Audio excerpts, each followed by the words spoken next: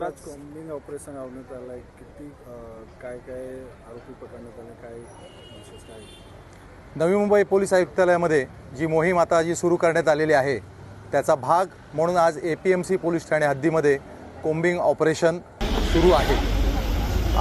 याचा भाग म्हणून आम्ही कोम्बिंग ऑपरेशन करता APMC police station zone 1, zone 2, zone 3 आणि हेडक्वार्टर या ठिकाणाहून जवळपास आम्ही इथे 20 अधिकारी आणि 150 लोकांचे स्टाफ आमचा अंमलदार असे ह्या आम्ही कोम्बिंग ऑपरेशनमध्ये सामील झालेलो आहोत। याचा प्रमुख आमचा उद्देश आहे तो म्हणजे बांगलादेशी नागरिक त्यांना शोधून काढणं, अंमली पदार्थांविरोधी ठोस कारवाया करणं, त्याचप्रमाणे पाहिजे फरार आरोपी जे असतील आमचे त्यांना शोधणं, संशयित जागा, संशयित इसम, संशयित वाहनं ही चेक करणं, त्याचप्रमाणे जे अवैध धंदे आहेत त्यांच्यावरती कारवाई करणं, असं हे प्रमुख आणि अजून काही अशी प्रमुख उद्देश या कोम्बिंग ऑपरेशनचे आहेत। आणि आत्तासुद्धा कोम्बिंग ऑपरेशन वेगवेगळ्या भागात आम्ही करण्यात आलं।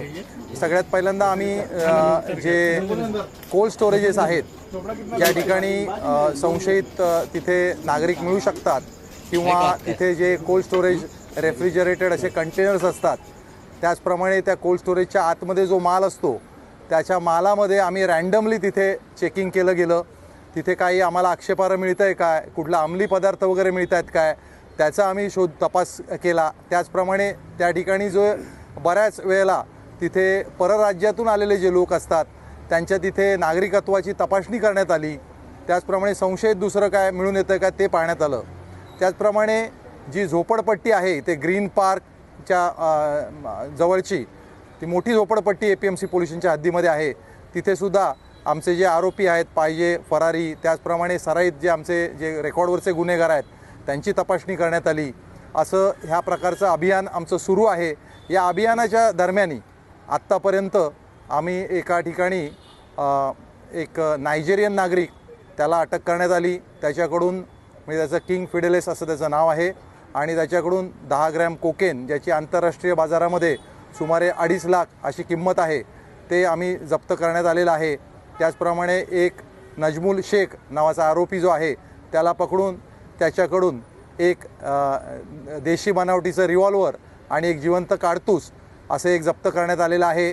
त्याचप्रमाणे या मोहिमेमध्ये आज कोपरी या ठिकाणाहून 3 ज्या संशयित महिला आहेत त्या ताब्यात घेतल्या। त्याच्यापैकी 2 बांगलादेश देशी असल्याचे पुरावे आम्हाला प्राप्त झालेले आहेत। एक महिला जी आहे तिचा आत्तापर्यंत अजूनसुद्धा तपासणी सुरू आहे। त्याचप्रमाणे आम्ही गुटखा विक्री करणारे, दारू विक्री करणारे, सराईत गुन्हेगार असे मोठी कारवाई सध्या सुरू आहे। हे अभियान आमचं उशिरापर्यंत सुरू असणार आहे। खरं तर कोम्बिंग ऑपरेशन जेव्हा आपण करतो तेव्हा सर्वसामान्य नागरिक भयभीत होते, त्यांना काय आव्हान करा?